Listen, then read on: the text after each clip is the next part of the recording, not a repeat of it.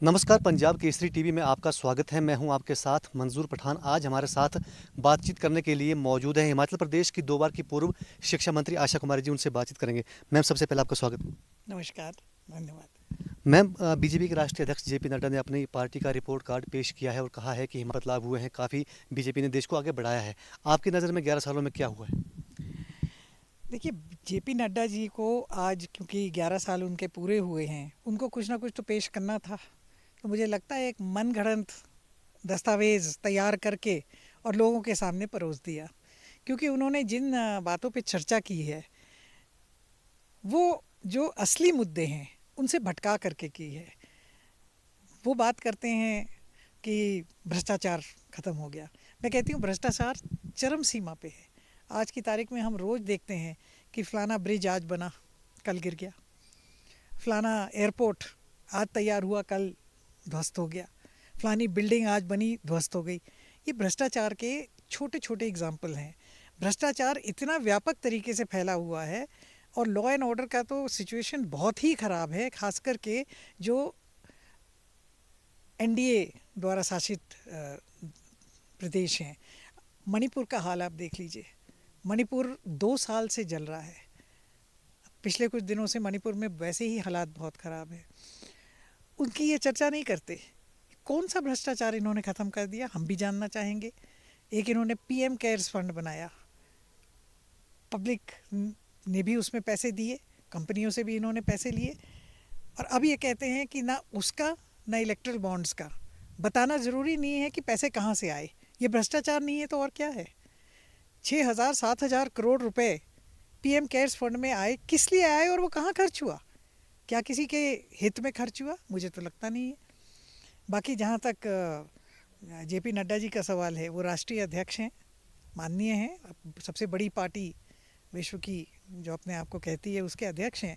मगर कम से कम उनको ऐसी बातें करने से पहले तथ्यों पे आना चाहिए। 370 की बात हुई है कि 370 से काफ़ी बदलाव जम्मू कश्मीर में हुआ है। आपकी नज़र में कितना बदलाव हुआ है? देखिए, मुझे तो लगता नहीं कि 370 को हटाने से कोई फ़र्क पड़ा है।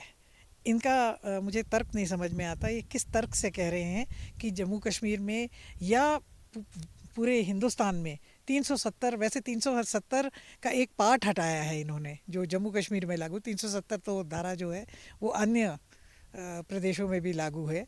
पर मुझे नहीं लगता कि जम्मू में कोई उसका वो हुआ है। क्या कश्मीरी पंडित वापस आ गए? क्या कोई और चीज़ हुई? नहीं, इन्होंने सिर्फ जम्मू कश्मीर का स्टेटहुड ख़त्म किया। इन्होंने लेह लद्दाख को एक अलग यूनियन टेरिटरी बना दी।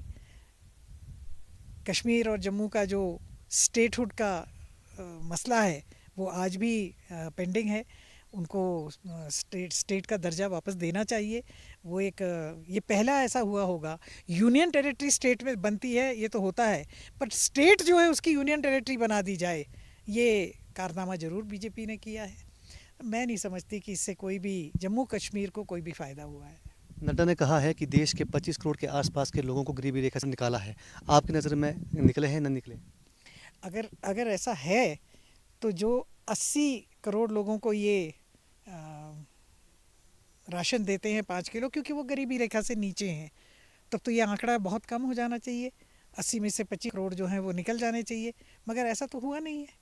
वो तो आंकड़ा वहाँ का वही है, बल्कि सुनने में ये आता है कि ये कहते हैं हम कुछ और लोगों को उसमें शामिल करेंगे। तो गरीबी रेखा से हम नीचे जा रहे हैं, मुझे ऐसा लगता नहीं। क्योंकि जो इंटरनेशनल लेवल पे भी जो रिपोर्ट्स आई हैं, उसमें जो वर्ल्ड हंगर इंडेक्स है, यानी भूख का जो एक आंकड़ा होता है, उसमें हिंदुस्तान जो है वो नीचे गया है। यानी हंगर इंडेक्स बढ़ा है। यानी जो लोग खाना जिनको नहीं मिल रहा है वो बढ़े हैं। तो फिर गरीबी की रेखा से बाहर कौन निकला है? क्या वो ये भी बताएंगे कि किसको निकाला है उन्होंने?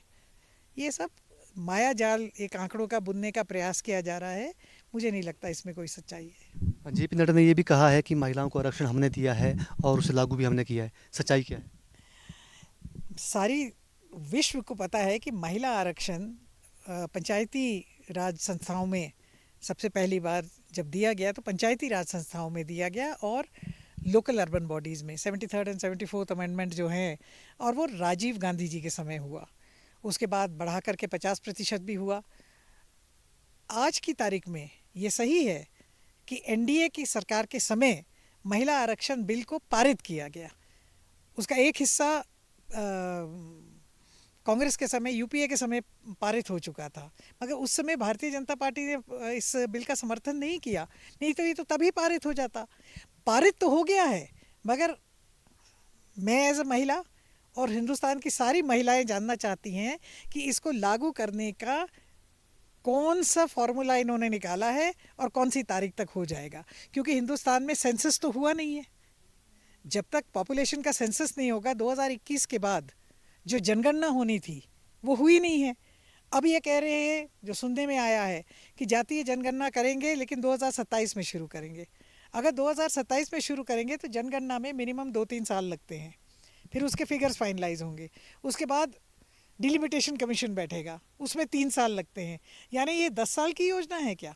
या जो अभी इस वक्त जो चुनाव क्षेत्र हैं, क्या इन्हीं के बेसिस पे ये करेंगे?